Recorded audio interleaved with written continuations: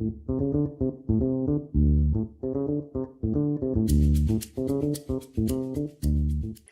everyone, welcome to another episode of A Drink with Mary. and Mina. And today I have the classic cup of tea. I have matcha iced latte. Well, it's not iced anymore. It's just Fancy lukewarm. Nancy. Yeah. Anyway, today we have a special guest. She's my dear friend. She's been my friend for years and years. Oh, almost a decade now. Well, more than a decade now. More than yeah. Woohoo! And you can probably see her on screen already. Her name's Dharmisha, and she's got a drink as well. I saw it earlier. Yeah, it's just a very milky coffee. So That's coffee. Lovely. yeah, it's really That milky. I didn't that make looks it, like but orange juice. Literally, I thought you were Orange. drinking orange juice. no, it's definitely coffee. I hope it's It not Okay. looks orange like juice. tea-ish to me. Not orange It's juice for sure. it's 100% milky coffee. I Okay. promise. I'm not lying. No water Nothing involved. mixed in it. Nothing mixed No, in it. no. I'm because I'm at my in-laws, so you can't start. Like I don't know what the rules are here. Like in the UK, you could probably start drinking and it would be all right, but I don't know if that's the same in Poland. So Yeah. Ah, nothing too They're you know they're what? fancy. known to drink as well. No? Or do they not You're in drink? Poland. You're in probably the second nation of vodka or something, or Oh a no, very yeah. I Exactly. mean, they strong do. I vodka. mean, vodka is I wouldn't say tipple of National choice. drink. It's what they're known for. That's what they're known for. But yeah, I mean, I don't think they. Like, I don't think it's how to say like socially acceptable to drink it at 10 past 11, which is the time over here. I mean, in the morning, not at night. At night, I think it's a free for all. But yeah, at 10 past 11 in the morning, I don't think it's acceptable to drink it. To It's be almost fair, midday. It's Midday. I almost mean, do you yeah. know midday. what? I was thinking the same thing. It's only 15 minutes until lunchtime. Let's crack Plus open it's the 5 p.m. Smirnoff. somewhere. Hey, they don't drink Smirnoff here. That's not very good vodka here. So, but you know, Really? yeah, no, it's not. It's like they have like all different types of vodkas, but that I don't think anyone would drink Smirnoff here. Oh, I I hear see. No. you. But anyway, so um, looking at your story, I've realized this is SMA Awareness Month. You know? Yes, I thought it was absolutely. I hope you guys managed to do all of the editing and stuff and release this before the end of the month. But no Oh, pressure. definitely. um, We will, we but will. yeah, it's SMA Awareness Month, and you know, like before Sebastian was born and before he was diagnosed, I probably wouldn't have even batted an eyelid about that. Mm, But mm. obviously, it being SMA Awareness Month and having a child with SMA, yeah, these things become a bit more. You're aware of it because you're just your eyes are open to it so much more. Yeah. And Yeah, so then it's nice. um, last month was Disability Awareness Month or Disability Yeah, Pride last Month, month wasn't it? is Yeah. Disability Pride Month, so um, yeah, like it's quite good that one follows the other. Really, I think they're Mm-hmm. both again like for Force Fashion. I don't want to say I didn't care because I did sort of, but I would never have taken it so much to heart like I do now. And the Mm, idea that that we have so much, like if you're able-bodied and you're not disabled, and you're not affected by it like directly, you just mm, you just ebb and flow with it and you don't think about it too much. But when it actually is a massive part of your life, and I just want Yeah. Sebastian to be, I mean, I don't think anyone has a child and then like to that every parent that has a child wants their child to be proud and to love themselves and have joy and be happy Mm-hmm. in their own skin. And I mean, just mm. because Sebastian is because he is disabled and because he has SMA, it doesn't change that you know, not an expectation, but sort of something I hope for in the future, that he is, you know, happy and, you know, has pride in everything he is. But yeah, I mean, I think I only found out about SMA through you, and when it happened to when Seb got diagnosed with it, Mm-hmm. and before that, I probably didn't even know what it was. Yeah, Um, and what about yeah? it's just a super rare disease, right? So Mm, just for your listeners, like SMA is spinal muscular atrophy. So essentially, what it mm, is people can be born without a part of their genetic code, and it's called the SMN1, which is a bit confusing because of SMA and SMN. But SMN is survival motor neuron, and we have survival motor neuron 1 in our DNA, and we also have something called survival motor neuron 2. And these two mm, SMNs are responsible for producing a protein that sends a signal from your brain to your muscles. So it is essentially like a conduit for those signals to go. And if you're mm, lacking that protein, or you're born without that protein, your muscles don't get those signals, and then they don't move. So they begin to atrophy.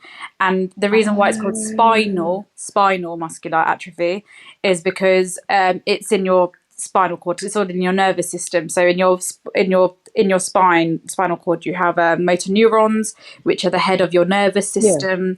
And over time, without that protein, the motor neurons die, so then all your nerves die, and then the muscles atrophy, and then you get a, you know, we think about muscles in terms of, you know, movement, so walking or lifting, or, you know, you think of muscles in those terms, but your heart's a muscle, your lungs a muscle, you know, your digestive mm, system is a whole load of muscles together. So essentially, over time, without mm, treatment, somebody with, especially Sebastian's condition, SMA type 1, will eventually, you know, without treatment, die, because those muscles that do all of those essential tasks, you know, they yeah, atrophy, they wither away. So there are like, well, there are 5 types. I don't know too much about type 0, but I think that affects children like even before Sebastian was impacted. But Sebastian's got type 1, which is considered to be the most fatal. And their life expectancy is 2 years. mm, And you know, like they become symptomatic before 6 months. Like Sebastian, in hindsight, we realise he was symptomatic about 4 months. And he okay, never showed signs that he was going to be able to sit, or, you know, he didn't have like the best, like I don't know how to say, like he had some head control, he had some trunk control, and, you know, that's quite good for type 1. We managed to get him diagnosed super mm, quickly, which was amazing. But, you know, that, you know, sometimes children have to be very, very poorly before they get diagnosed. Especially with never has, yeah, and so far, you know, touch wood, we've kept him, you know, he's not had any like respiratory illnesses. And if you can imagine, if you're having SMA and then your lungs, you know, you get a cold or a cough, it's very hard to cough, because that's a lot of muscle oh my strength God, from your diaphragm. You need that, you know, ability to kind of yeah, hack up whatever is in your lungs yeah, and stuff. Some children aren't able to do that, so then, you know, a simple cough can turn into pneumonia, and that's how children deteriorate and mm, how they get diagnosed sometimes. And then you've got type 2 all the way to type 4, and essentially what that is that everyone is missing the SMN type 1, which is responsible for producing 90% of that protein, but they might have mm, more copies of SMN2. And SMN2 oh, produces anything from, like, I think they say on average 10 to 15% of that protein. So the more copies you have, the more protein you have, and then that delays the symptoms. So if you've got like type 4, you'll probably live ah, into old age, and then you might not even get diagnosed because you're, you know, it might just feel like, that you had that many copies, yeah, yeah, and it just like you might just attribute your muscle weakness to old age, essentially. I think that mm, is, you know, it doesn't change your life expectancy either. So type 3 and type 4 isn't considered fatal, but type 1 and type 2 without treatment are considered fatal. But I mean, in the UK now, all people who have SMA are eligible for treatment, I think, because they released, in the same year, they released the gene therapy, which was last year, right? It was diagnosed last year. Yeah, last year. God, I I feel like believe it so. was Yeah, years ago. yeah. Last year, he. I know it's like a part of my memory, but it's just like we've been on such a journey. It feels like it's a lot longer. Jumbled up. Yeah. Yeah. So gene therapy Zolgensma was approved by the NHS last year in May, and Sebastian received that in June, and then Risdiplam is like an oral medication that is, I think it's, I don't know if it's still being trialed or if it's actually available, but that's been given to quite a lot of people who suffer with SMA type 2, 3, and type 1 if they can't get the gene therapy. And I think that they're rolling that out, which is fantastic, because there are still some countries where you can't get treatment if you're an adult with SMA. So yeah, it's a bit of an exciting time to have this disease, actually. Yeah. Weird thing to say, isn't it? Exciting Bit of an time. exciting time to have SMA. Exciting. SMA trending. Yeah. We're trying to raise awareness, Dharmisha. Yeah, I know. It's like But that weird. Yeah, it's weird that Sebastian, you know, me and Cuba talked about having a family a lot. And I kept on putting it off. Because I wanted to focus on my job. I wanted to focus on, you know, becoming more financially secure, like, you know, these grown up things that you have to talk about. And then it just so happened we decided to have a child, like by accident. It wasn't a decision really, it just sort of happened. And he just happened to be born with a condition that was treatable like literally a month before he got the treatment. You know, I'm not super religious. I'm not super, you know, I am a little bit superstitious, not massively, but you know, when it just like, there is nothing more we could have done. There is Aligned. nothing we would ever change. Everything seemed to work for Sebastian, and I do believe that things turn out the way they're supposed to, just because, as is life, right? You can't, everything is the way it's supposed to be because that's just the way it is. But yeah, I mean, even when I think about, you know, you talk to yourself as a parent and you say things to yourself like, what if I'd noticed it sooner? What if I'd done this? You know, all of these sort of existential questions where you're just like, oh, why didn't I? But actually, every time I go through that, there is literally no other way it could have gone and it go better. If Sebastian was diagnosed sooner, he would have potentially been on another treatment, and then he wouldn't have been eligible for the gene therapy because he technically has a treatment. So the NHS wouldn't have been in such a, you know, rush to treat him because, you know, he's not, you know, dying. You know. You know, when you said, like, as a mother, why didn't I notice sooner? And this is like, seems to be the common trend or common thing between all new mothers. It's almost like, what could I have done better? You know? And there's apparently, when you're a new mother, you discover fears that you never had. But also, for the love of your child, you also uncover strengths that you never thought you had, you know? Yeah. And I think all mothers have this fear that, you know, "Oh, I have to be perfect. You know, I have to do everything right." And I think, as they say, as a mother, you can never do anything right because apparently you're very self-criticizing. I mean, I don't know how true that is, but yeah, it sounds like quite true for you. I think there's a lot of truth in that. I think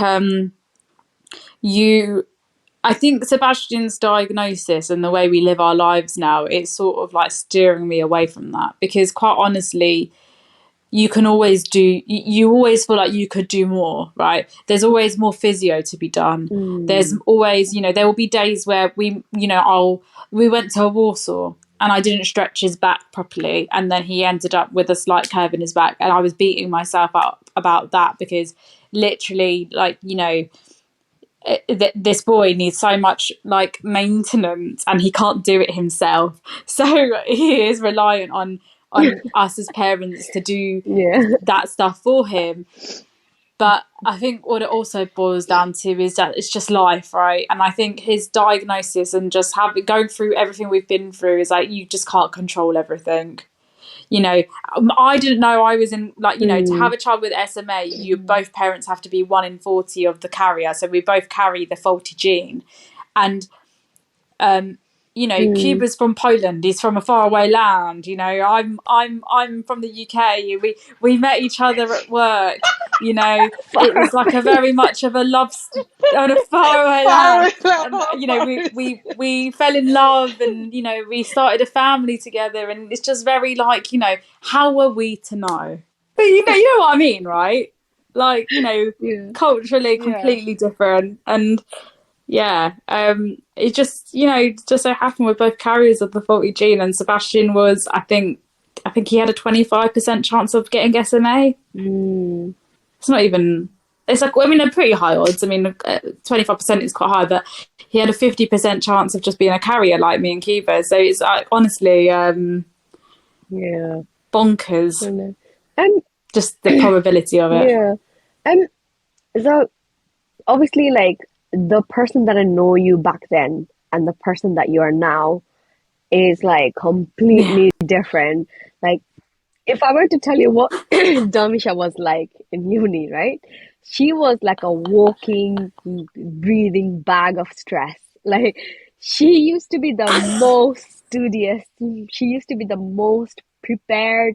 Like, she used to go to lectures with like recording devices, and she used to record all her lectures. Like, she was that much. She was one of those. She was one of those. And then, like, probably like 10 days before exam, when we haven't even, you know, figured out what exam next is, she would be crying thinking she hasn't prepared it, when she would all be ready for exam. Like,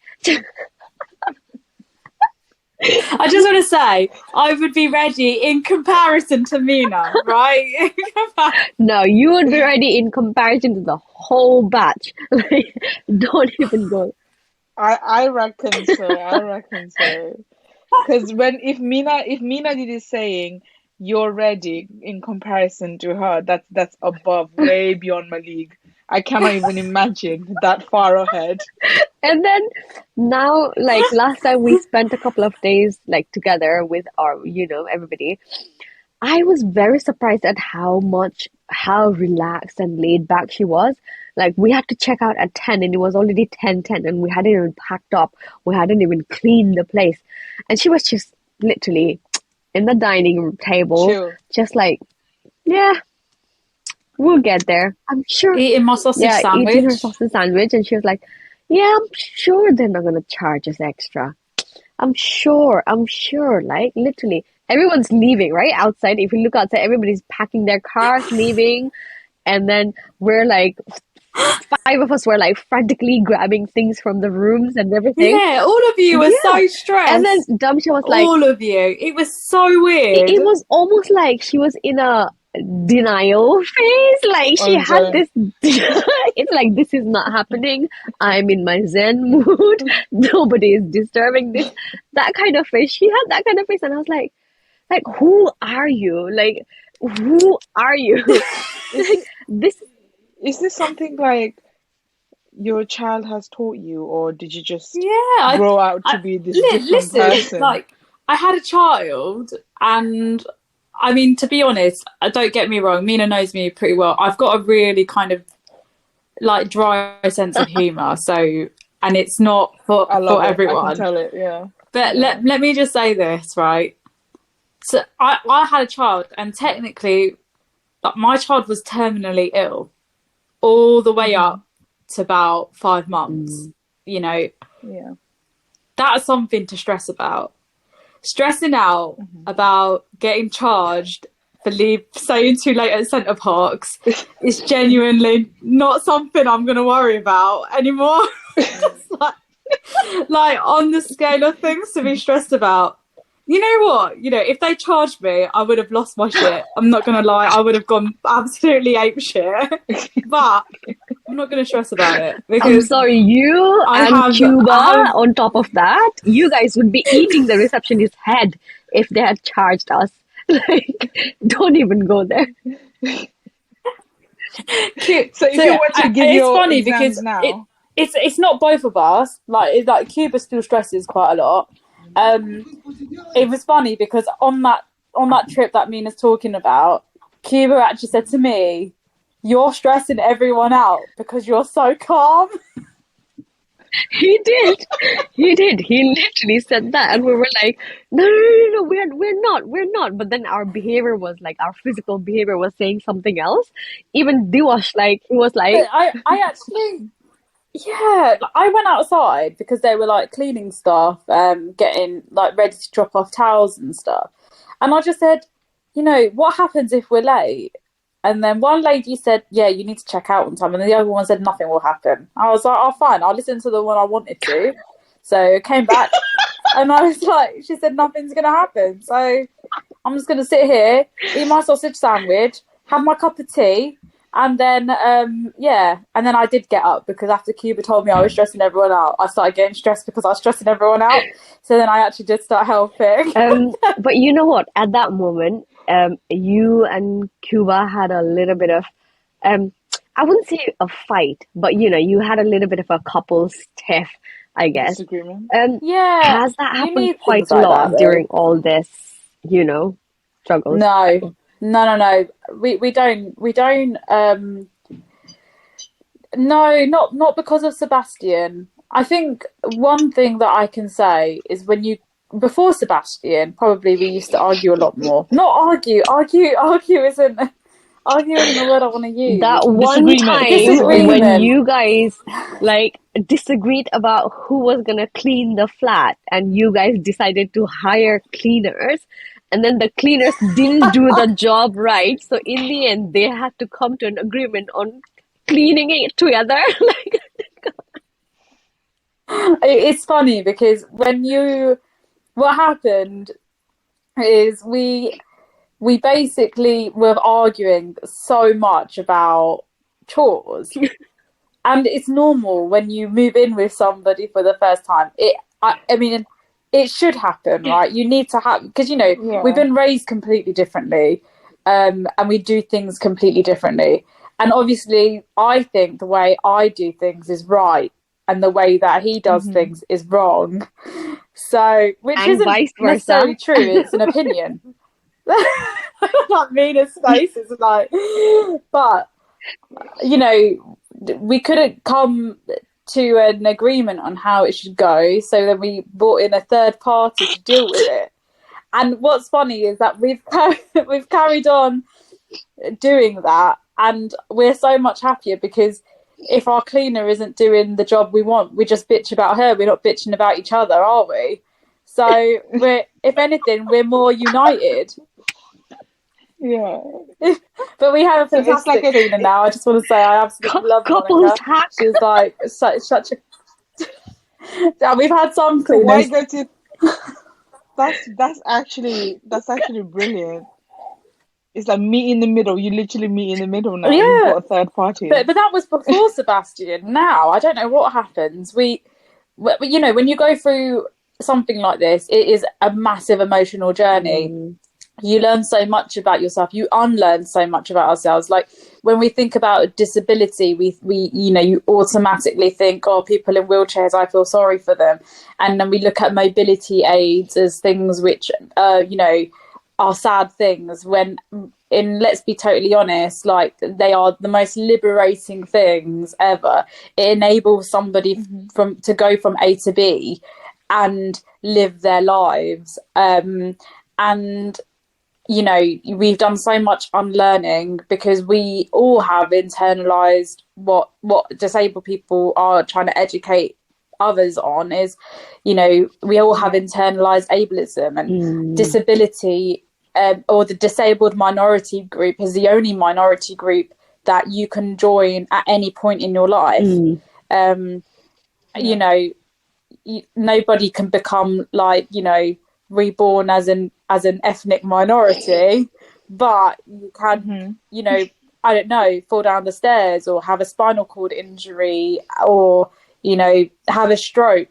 All of these things can happen to anyone. Mm, And you then have to battle all of these things, which, we all take our legs for granted if we have them. mm, The reality is that you don't need them to have a fulfilling life, although you don't need working legs to have a fulfilling life. What you need is an inclusive environment that enables everyone to participate.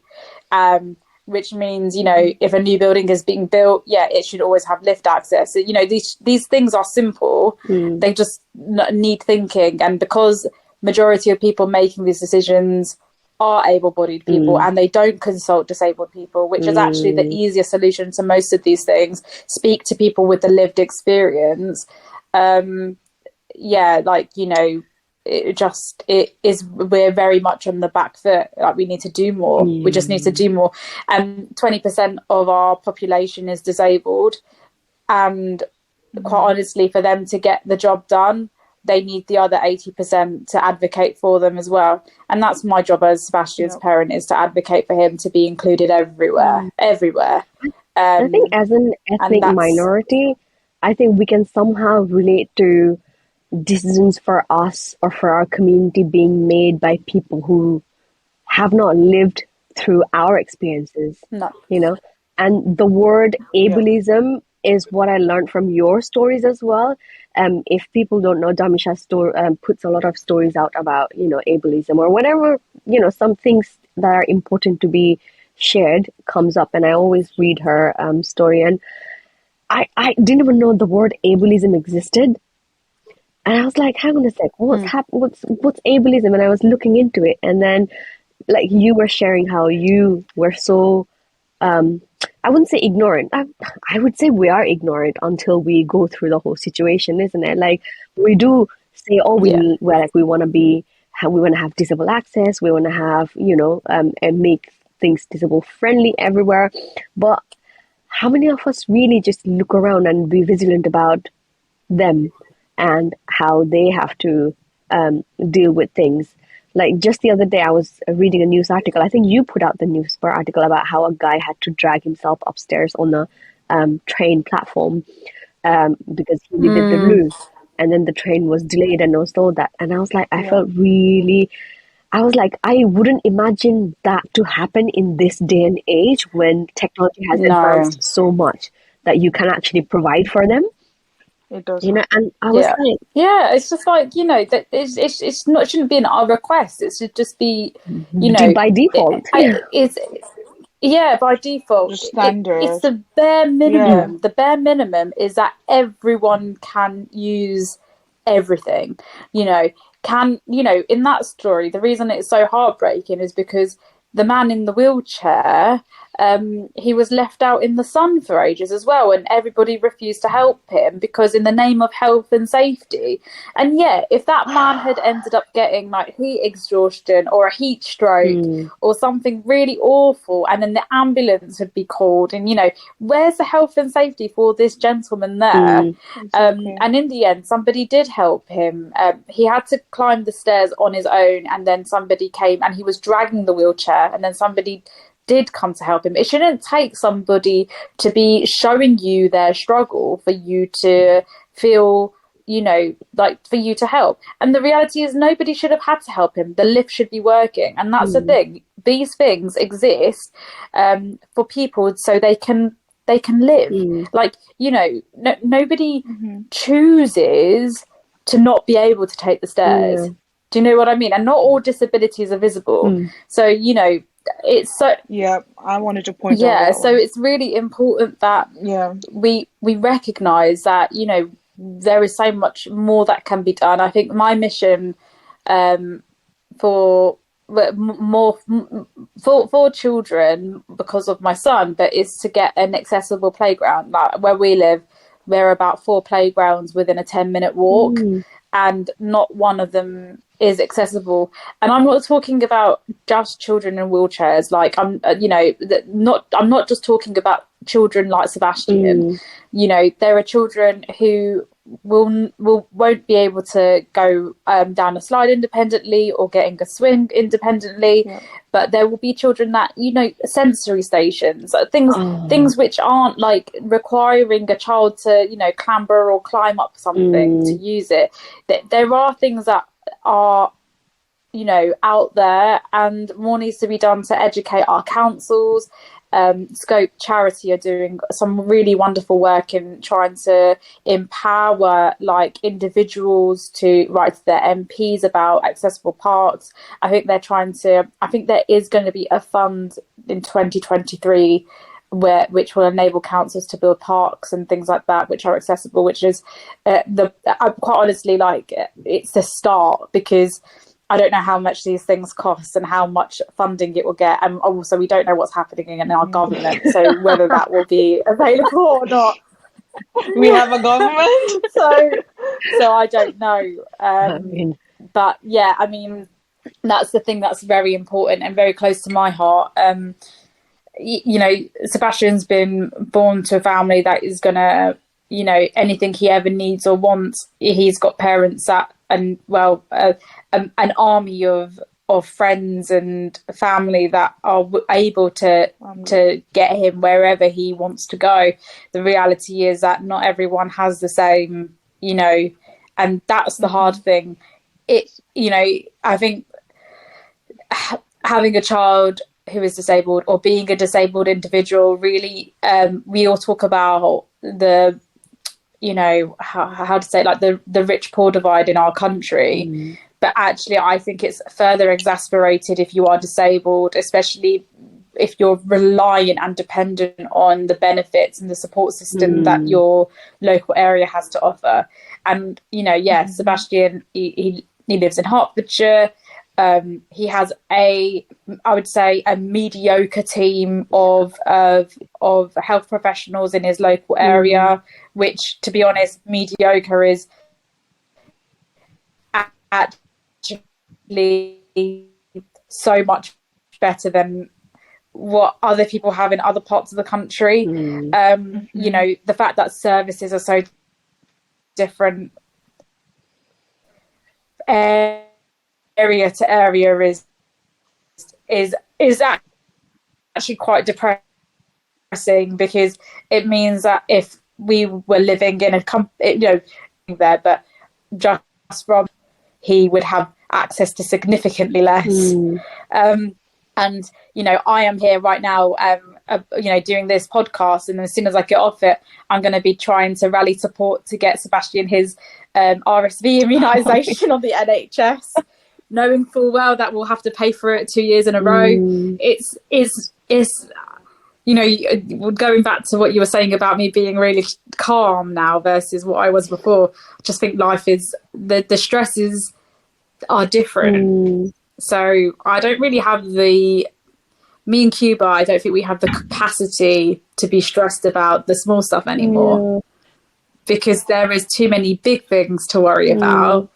That, you know, and also, like, it's so weird, like, because I wouldn't have described myself as like manipulative or conniving before Sebastian. But to get what you want from services, oh my God, you have to really, really think. You have to bend your finger the way the system bends. That was like one of my questions that I wanted to ask you, right? As nice as our NHS is, like, I'm like mostly thankful for NHS, because not every economy in the world has free health service, but also our NHS is not without flaws, you know.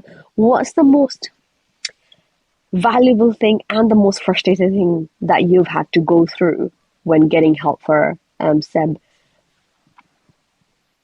So it's a bit, okay, so it's a little bit of a hard one. So, like, obviously the most valuable thing that we've got from the NHS, and a thing that I, you know, there is no way I can quantify how grateful we are to the NHS for this, is Sebastian receiving a drug which is $2.1 million, or the NHS 1.8 million pounds. So yeah, he received what was at the time the most expensive drug in the world. Now I think it's the second most expensive drug in the world. That is insane, right? I've literally got a living $1 million baby, $2 million baby. Thankfully, it will hopefully end a little bit better than it did for Hilary Swank. But yeah, I've got my. I mean, Sebastian's amazing, there's the and he's dry worth it. humor. It's worth every. But she's been throwing it since earlier.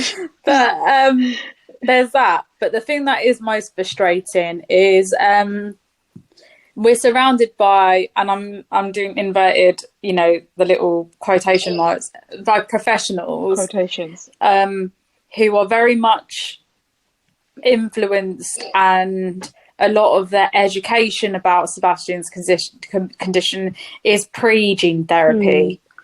And the way the NHS works is by they do changes dependent on what they see. So yeah, they do trials, they do this, they do a lot of collect loads of data, but for things to change, I mean, just to put it into context, like, okay, Zolgensma, the gene therapy, is a US made drug, and it has been around in the US for 5 years. That means it took the UK 5 years to decide to implement it. Timing for us worked well, but timing for a lot of other parents, you know, before Sebastian, it wasn't great, right?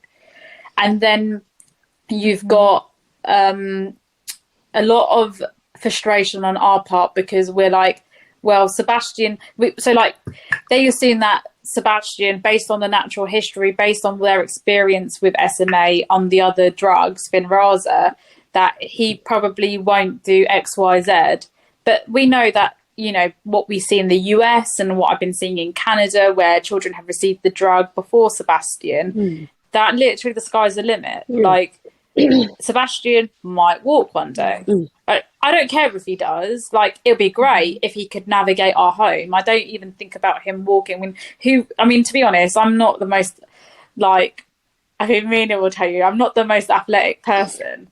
Like, I ain't running marathons. And to be honest, if I go walking, hiking, trekking, I literally moan the whole way. So there's no way I expect Sebastian to.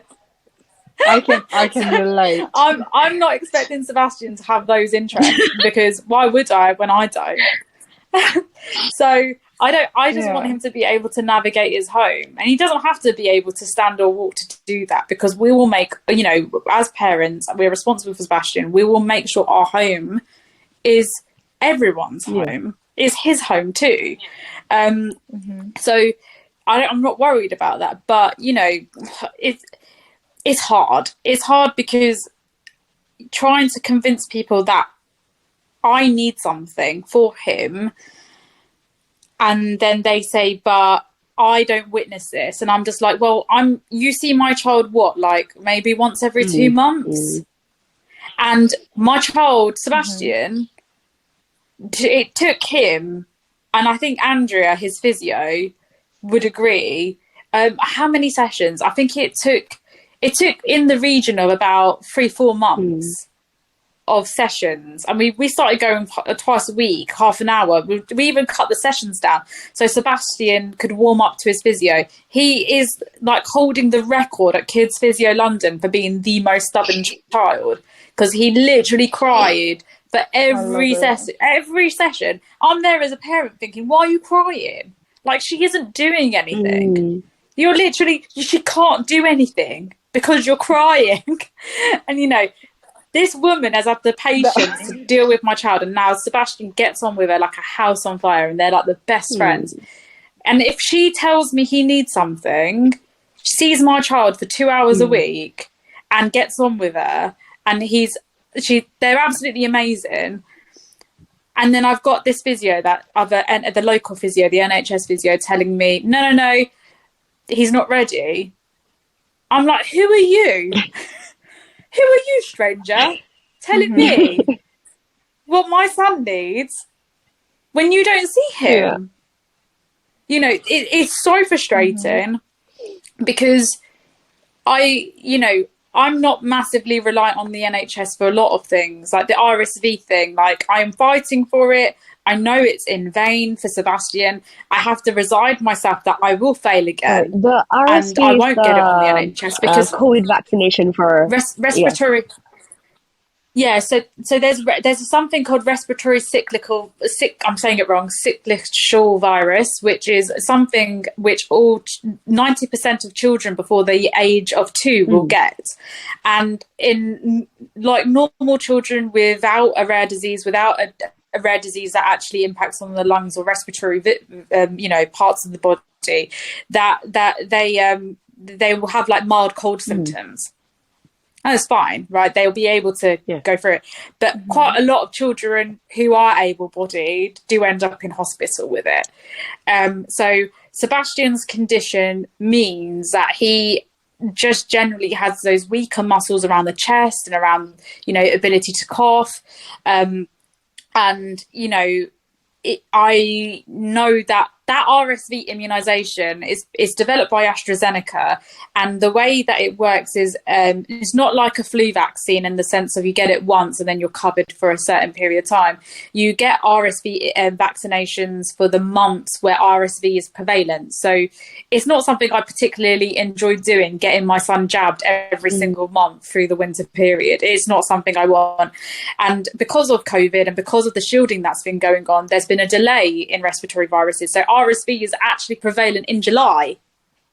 So whereas before it starts in September, October time, it started in July. So the NHS have issued instructions to the trusts, NHS England have told everyone to start administering RSV in July. And we don't get that letter because they think that my son is fine. And I'm like, yeah, my son isn't on ventilation. He's not. So a lot of SMA children get a ventilation. It's called BiPAP, and it just essentially gives the lungs a rest, and the machine does the work for them. And he's not on that. But if Sebastian gets RSV and his body doesn't cope with it, he will highly likely end up on ventilation in intensive care. And the cost to the NHS of vaccinating my child is significantly less than if you add up the ambulance journey to the hospital and the potentially, I don't know, maybe a week, maybe 2 weeks there, all the consultant's time, the ventilation, the room, because he might be on a ward, but he might be on a room because of he's immunocompromised. There's loads of additional cost to this. And not only that, it's like, the cost to Sebastian, like we do so much physio with him and he is gained so much strength, and that's amazing. But if he is in hospital for 2-3 weeks with RSV battling it, he's not moving, and if his body isn't moving, he is not gaining that muscle that he needs to gain to get stronger.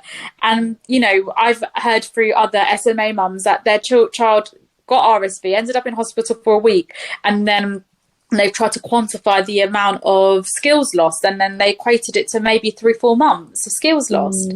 Imagine learning how to lift up a cup and then having to relearn that. Like, this is what we're talking about. Like, I'm not talking about skills about him, I don't know, like playing hopscotch. I'm literally talking about very simple skills like being able to open his thumb to grab things.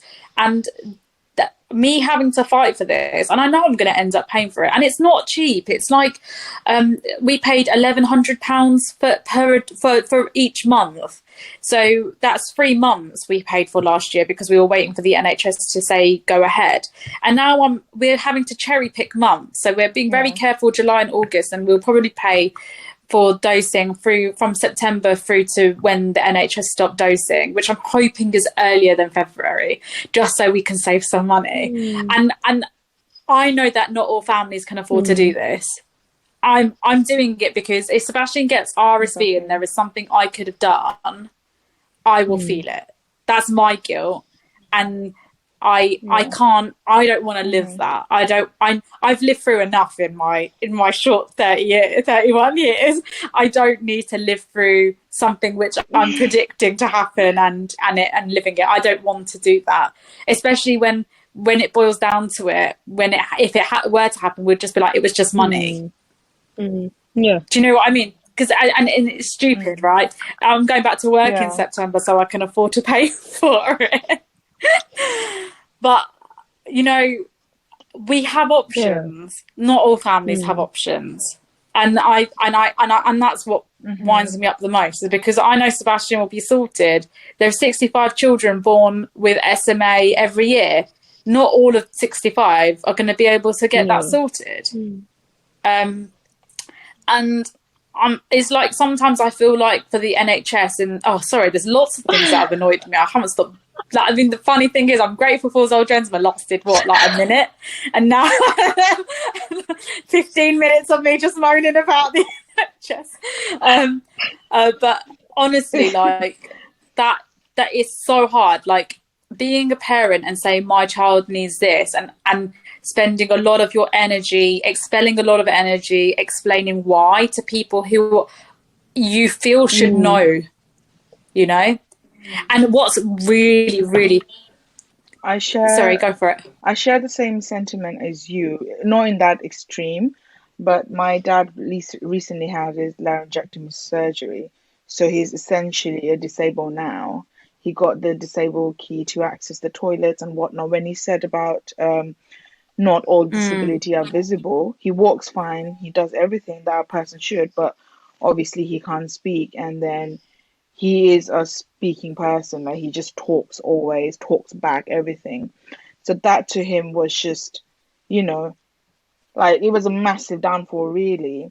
So when you said about having to go through NHS people to explain what my dad's going through when he can't speak, and they're saying, oh, let me give you a call. Like, do you not get the whole point? Like, he can't talk on the phone.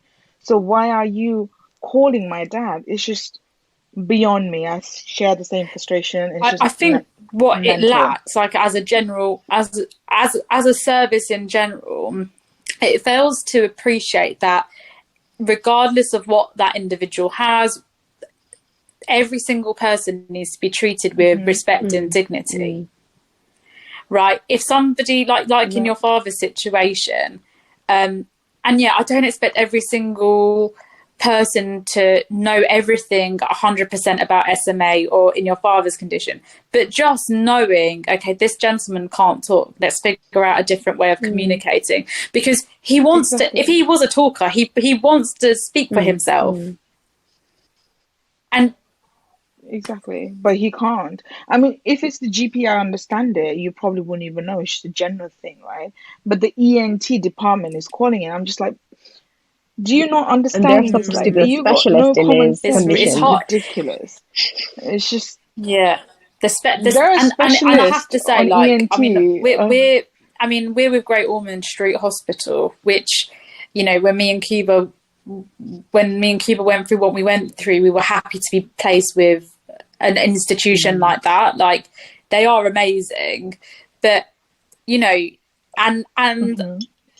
but it begs the question, like, every single person that is in Sebastian's team wanted him to have the RSV immunization, and some of the people in Sebastian's clinical team are on a steering group called SMA Reach, and it's an acronym for something, but essentially they're responsible for setting the standards of care for children like Sebastian with SMA, especially, you know, following the treatment. And they weren't able to sort it for us. They weren't able to convince local teams or NHS England last year to give him RSV immunisation or vaccine. And I emailed them like this year and I was like, what has changed? What have you done? And it's just like, you can be a part of the best of the best of the NHS. And what is the point? Because they clearly have no power. And I shouldn't need to utilize my energy and, you know, my voice, my time that I could be spending on Sebastian, in and raising him and being present with him in the moment on something which, you know, if every single consultant in that hospital is saying this child should get it, why is nobody listening? Why is nobody able to sort this for us? Why am I having to send emails to like the 20 people I've had to send emails to, and all the charities to try and lobby, and the drug companies, everyone, just to try and make a difference? And the difference won't, if it does make a difference, or even the tiniest dent, it's not going to be for my child. It will be for other children, which is great. But when you venture onto something like this, and you go through something like this knowing you have failed before you started, that's the draining bit. That's the hard. Before this whole thing cut off, right? We were on about how NHS is super slow at, you know, fixing problems, you know, and probably not in a timely manner. But you know, systems like that will always have issues. But what can we, like, as individuals, do better, to be honest, to communicate, or to, you know, to basically, I wouldn't say accommodate, but be better prepared for, you know, people with disabilities. So the problem that we've currently got is that, you know, just from our experience, that the NHS is really, really reactive.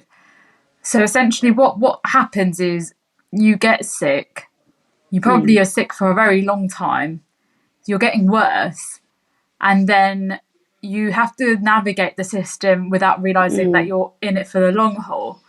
So then you go through your GP, and GPs are gatekeepers to the next person, right? So sometimes if they block you there, you have to deteriorate further. Like the parents that I've spoken to, sometimes their GPs have just sent them home with a child with SMA, which is delayed diagnosis. So, you know, then they're the gatekeeper to you get into a paediatrician. They're not paediatricians, GPs. I mean, they're amazing people when it comes to daily care. Things like, you know, when you're at university, you know, what are the things that they're going to see? The odd chest infection, the odd cold, maybe a bit of asthma, several STDs. Yeah, they're going to be dealing with all of that, right?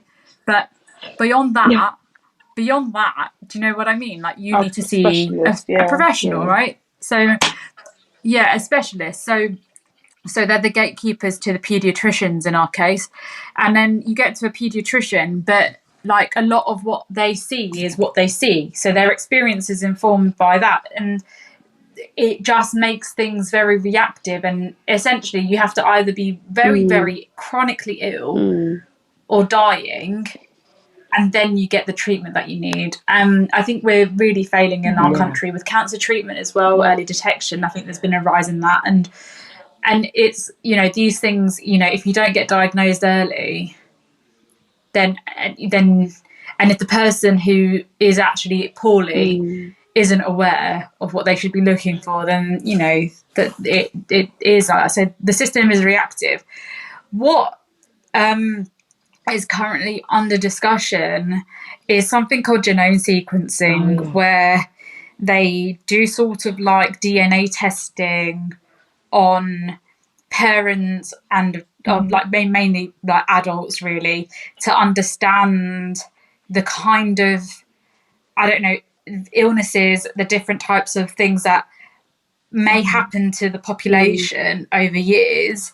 And then it enables the NHS to start budgeting and funding for things before they happen. I don't know too much about it, but I'm going to be on a jury panel for it. Like, I'm going to be there discussing it. It's relevant for us because had me and Cuban known we were carriers of the faulty gene, then, you know, I mean, don't get me wrong, I love Sebastian. I wouldn't change a thing. He is literally the best child in the world, and he is better than most children, if not all children. But he, you know, had we known that, things would be different for us. Not necessarily better, just different. But knowing, you know, what what your population is predisposed to will mean, okay, like certain areas of the country will know that in their area cancer is going to be on the rise in the next 5 to 10 years. So then they know to budget for that. They know to invest in that.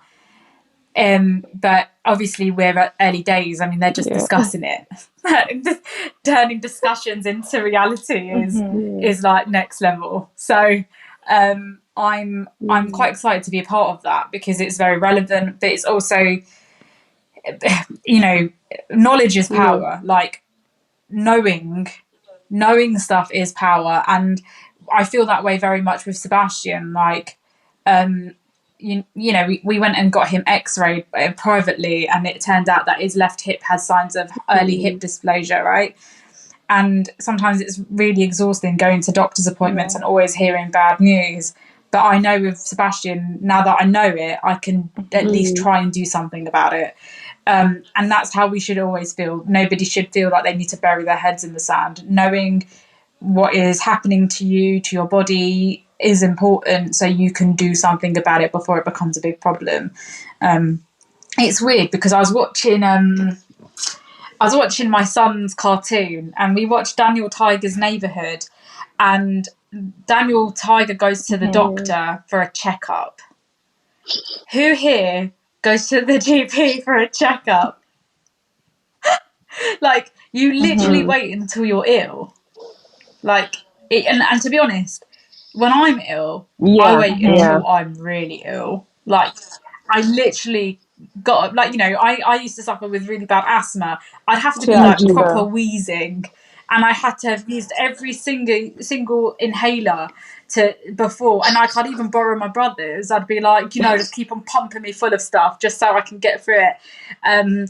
And before I go to see somebody, and I think that's what we have to change, right? Because, you know, that's fine when you're a young and relatively fit, healthy person, but when you're older, if you've got that attitude, it's really, really difficult to firstly change, but secondly to get ahead of things before they become really serious.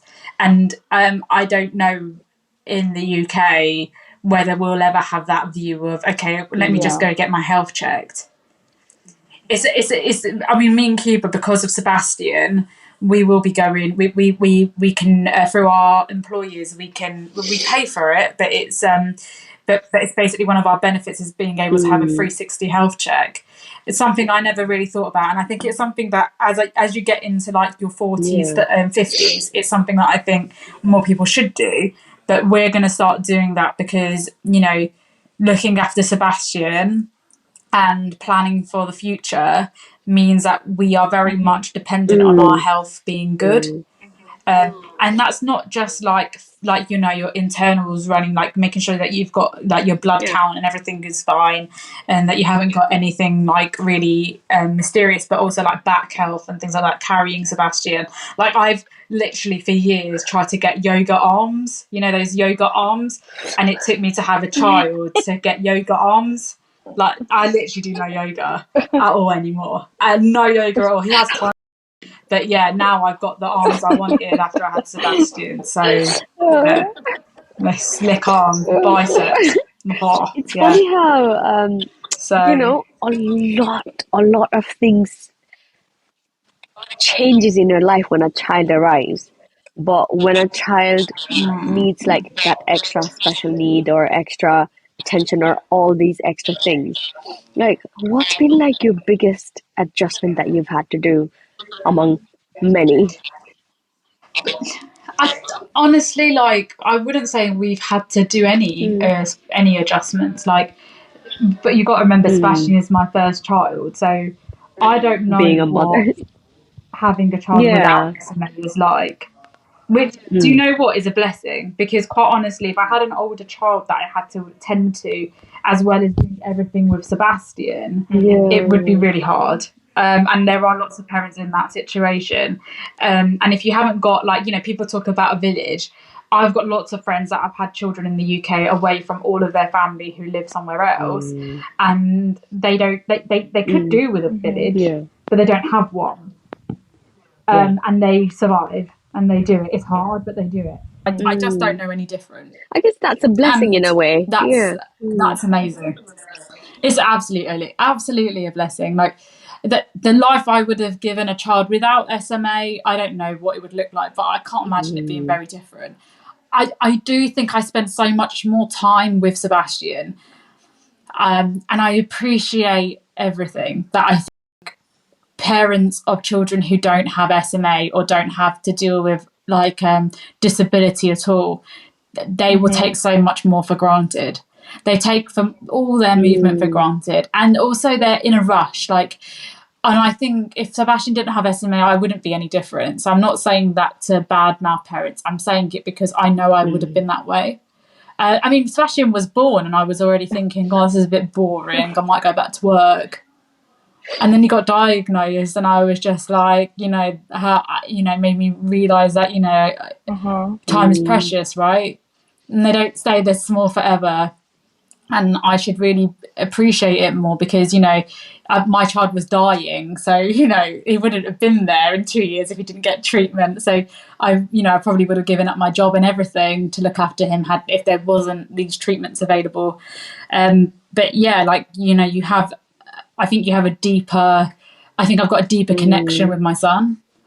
I think Mina knows me. I'm not the most patient person. I was just going to ask you, what has now. Sebastian taught you?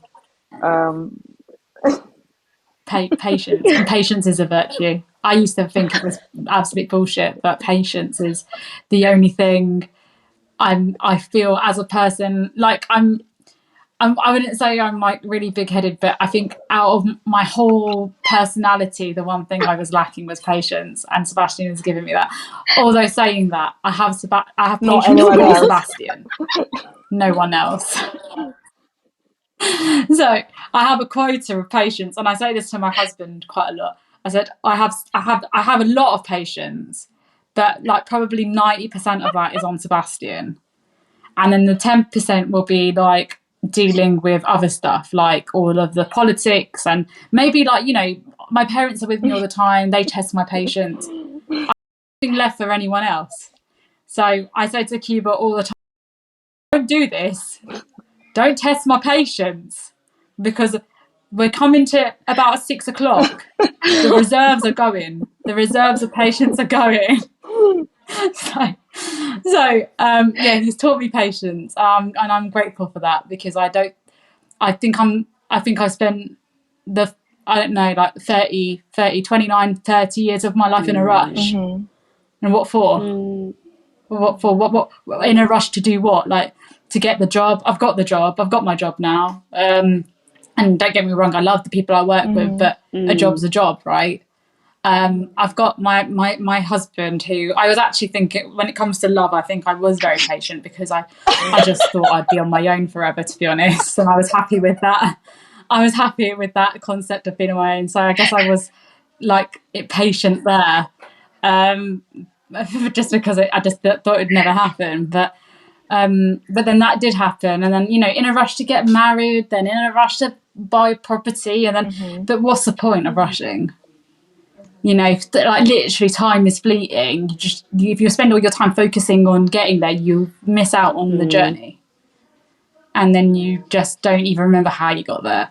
Sebastian, like when he took some assisted steps with Andrea, I remember that day like yesterday. Like when he took those steps, when he rolled for the first time, it was in November last year. I remember it. Like, these are now core memories for me, because I know how hard he works. I know how much time and effort. When he began to open his thumb more, these are so small. And these are things that you just would never think about if your child didn't have a disability or didn't have these challenges. And I remember everything. And I wouldn't trade that, because there is so much joy to be had in every tiny moment. And when we think about raising children, we always think of the first time they'll do something.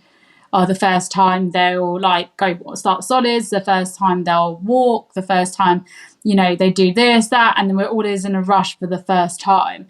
But we never think about like the last time they'll need a cuddle or be breastfed, or the last time they'll need you to comfort them to sleep, or, you know, comfort you for cuddles, or we never think about that. And I think I've got an appreciation for all of it, just all of it. I wouldn't trade that. I wouldn't trade that.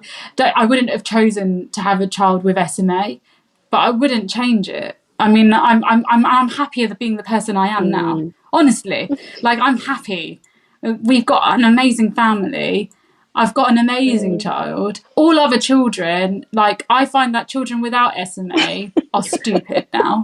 They're actually Just got the stupid. easy way out. I'm not joking, because yeah, do you know what it is? It's like, if you, I mean, I've never been interested in other people's children. I wait until they're old enough to communicate to me, and then I'm interested. And there are people like that, and I'm happy to admit it. I've never been, but unless I'm connected to that child, and even then it was hard. Like, I've never really been interested in I anyone think else's that's children most unless women, I'm like, but we just don't say it. yeah, For the fear of yeah, judgment. and they don't Yeah. say it. I don't mind saying it. Like, you know, I just want to say, because I think Mannequin might listen to it, I do love Yvonne. I do, actually, he's the exception. There are a few exceptions, just to caveat myself there. But yeah, like, I've never been, especially before Sebastian, I just thought children were a bit boring. And now that I've had Sebastian, and then when he's around other children who haven't got SMA, and they spend all of their time focused on the motor skills. So if you can imagine, their brain is developing that side. Sebastian hasn't been able to do that because he's not been able to move. So he spent a lot of his time focusing on the social side, which makes him a fantastic baby to be around, because he's so socially developed. That he was able to kind of communicate with you before children, his peers, because he had to. Actually, He had I no have choice. noticed that because, like, when I spent those couple of days with Seb, I have not seen a more cheerful baby than him. Like, honestly, No. yeah, And he communicates. Like, even then, like he was eye tiny then, right? contacts to So, smiles to everything. Like, he will just take to you as if you've met him forever. You know, as if he knows you. yeah. If and that's like, it's a very grown Yeah, up thing to and also do. he doesn't know Do you stranger know what I danger. mean?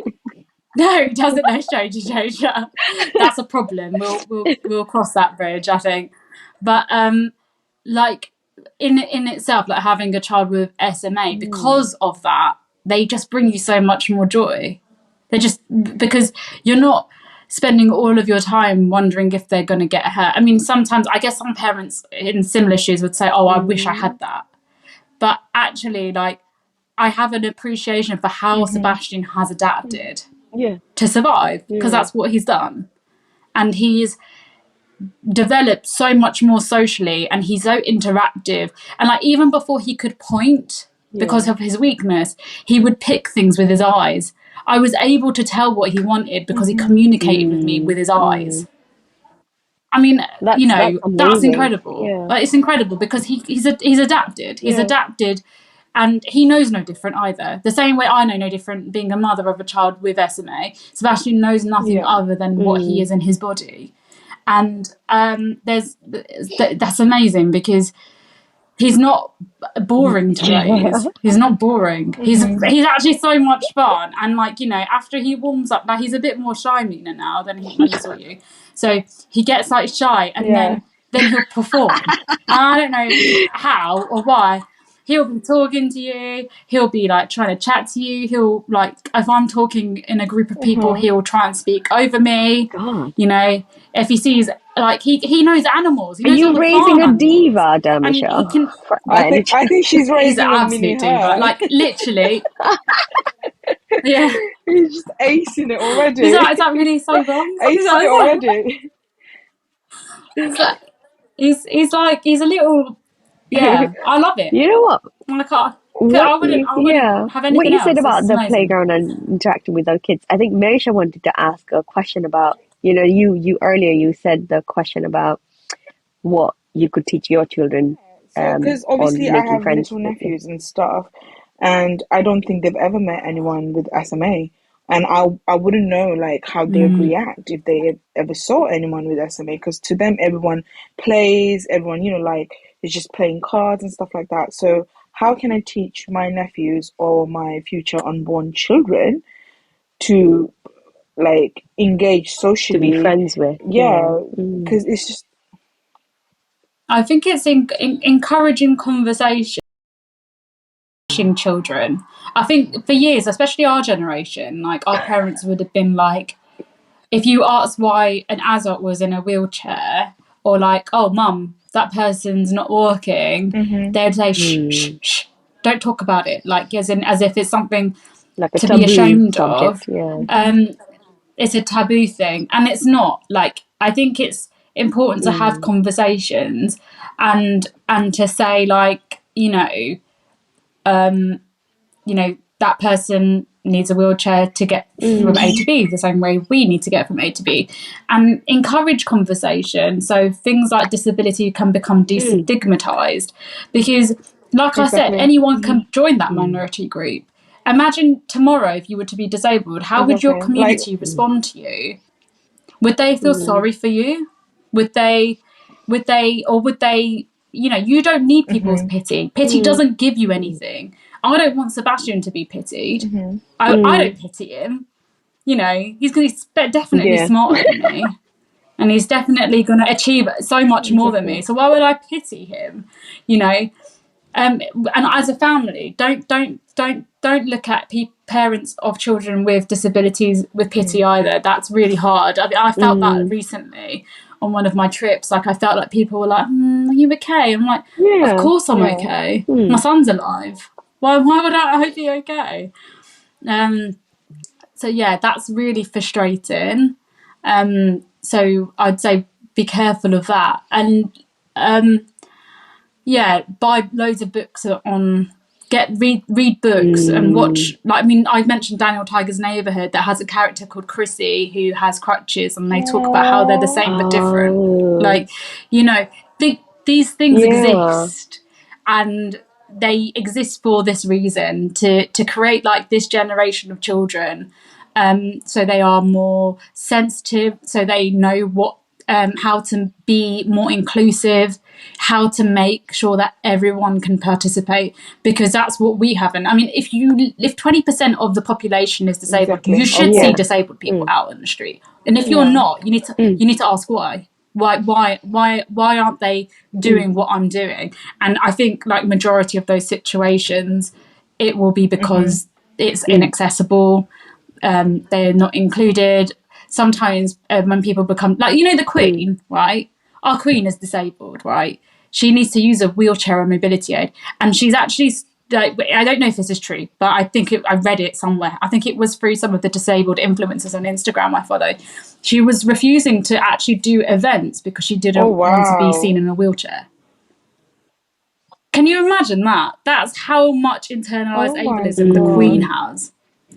That she's ashamed to be seen because she perceives using a mobility aid like a wheelchair as weak. Because I know that's like, I feel like The Crown is basically a documentary, so probably not the best person to speak to, but coming from a position of Mm. strength, being like, the queen of the country, oh, Elton John having being ill or something and needing a rest in between his like touring dates, and he was in a wheelchair, and then the Sun or the Mirror, one of the rags, basically said he was looking really really ill and he's really old and just like, no, dude, using a wheelchair because he Exactly. needs to use a I wheelchair. honestly, Like, like, I don't understand. Yeah, give I it don't a understand. rest. I feel like people embracing their vulnerabilities and showing it with pride is probably one of the bravest thing that you can ever do, and I don't consider that as a sign of weakness. I actually consider the sign of strength, like the strength that you built, you know. Yeah. No, knowing your limitations and knowing what you need, but knowing what you need to do to do what you want to do, if you can continue doing what you want to do, Yeah. it's just exactly. life, right? Yeah. Just get on with it. Like I was saying years ago, when Sebastian was diagnosed and we just got back from Evelina and he'd had his gene therapy, my mental health like plummeted.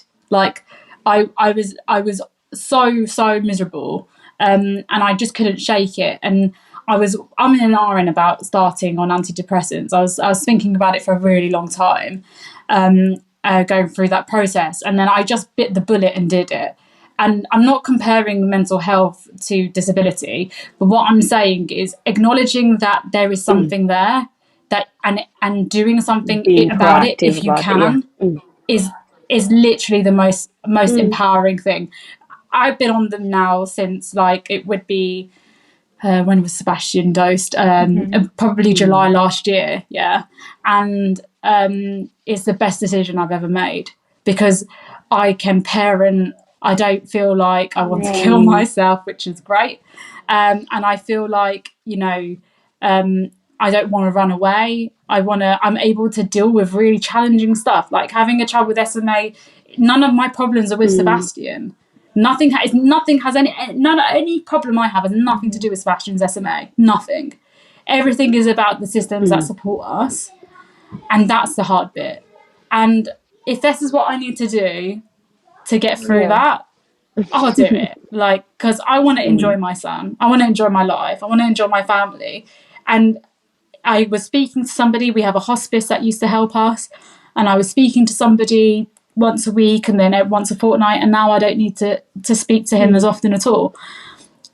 I did something, and it's so empowering. And I think I personally, like when I look back and all the generational stuff that's happened in my life and in my family, I think more people need to be on them in my family. Just like, do you know what I mean? I think that's every child of immigrant. Well, our last podcast was about the guilt of an immigrant child, and it was Yeah. all about I saw the snippet of and that. it was all about us Honestly. trying to break this generational cycle and this curse, and and I think our generation is definitely heading the right way by taking care of self-care, and like not ignoring our mental health, like making it a priority. And I think it's important, because I'm not going to go by every day. Like a lot of my life, I've been fortunate enough to be able to like choose the person I'm marrying, and I'm able to, I moved in with Kira before I was married, and I know that that's not really that common in a lot of our culture. like Indian culture anyway. And I'm just like, okay, fine. Like I've managed to do quite a lot of stuff that I prioritize my happiness. And what's the point of our parents making all of those sacrifices if I have to relive their trauma? Exactly. I ain't doing that. Yeah, and Sebastian is a really big reminder for me. Like none of us have chosen to be born. None of us. We don't get to choose our parents. I mean, Sebastian is probably going to feel that way when he's older a little bit. When, if he's going to be like, oh God, how comes you two get to be my parents? I didn't ask for this. How comes both of you are carriers of the faulty gene? I don't blame him. Like, none of us have chosen the lives that we had when we were children. At the end of the day, you grow up and you just have to make the most of everything. And because you're here. And for me to make the most of it, I need to take some sertraline, and it's the best thing I've ever done. Best thing I've ever done. Whenever I have those moments and I try to pick myself up, I just call it putting the big girl pants on. Yeah, I'm just like, I gotta put my big girl pants on. Like I do go like, have a breakdown for a couple of days, and then I'm like, yeah, enough now. Like time to put your big girl pants on and just get on with it. It's like we go through the whole cycle again and again. And I think we do get better at dealing with it after a little while. We're like, you learn in every single crisis. You learn in every breakdown. It's a survival at the end I of the think day, that's so be true. it mental or physical, emotionally. You're just literally surviving every day. No. Yeah. Exactly. yeah. No, I couldn't agree with that more. Yeah, you just have to Don't, either yeah. you enjoy the journey or you Yeah, don't, exactly. right? Yeah, That's not yeah. much choice. Oh my Yeah. God. Anyway, oh my God, I think we've spoken for like an hour and a half now. I mean, We could keep going all day. I think I might have a child to look after are you sure you don't have somewhere. to advocate for SMA today? Or you done enough? No, But thank you. no, I don't. Oh my God. I think today my mission is getting that wheelchair sorted. I'm so happy that guy rang Oh me. yeah. It's going to save me so much money not having to travel abroad to get him a wheelchair. And then I've just got, whilst I was talking to you guys, I've got like 3 messages from about the RSV campaign that I seem to have launched. Are we lucky here? So yeah, Oh. Are we in lucky charming here? Joking. yeah, Oh my God. Anyway, I wouldn't change it. we'll contact you about a few links that we could probably Sure. share with our viewers and our listeners about how to get more info about and how to probably support you in your campaign as well. Of course. We can't Oh, wait to will see Seb do. Will wheezing through the do. wheelchair. Oh God, I can't wait. My Whee! skirting boards are going to get absolutely demolished. Yeah. But never mind. Who cares? Who cares? Okay. You need a bumper But tire like the go-kart on the sides. yeah, it's going to be. I mean, if you go on my Instagram, you can see him on his scooter. Bloody hell, him on his Oh Lovely. yeah. scooter. Yeah. I am amazed that he can literally sit by himself Yeah, now. when you saw him, I'm he was like, quite a little bit floppy, you know. Now, him on yeah, his yeah. scooter, but we got him a scooting ride actually when we were in Poland last, and he's using it like a pro. Like in 3 Oh, weeks, something's changed, something's clicked. But yeah, amazing. But All right. Anyway, we'll let you yeah, I'll get speak to on you with guys your soon. All child right. and Yeah. thank you so much. all right. Thank you. Bye. Bye.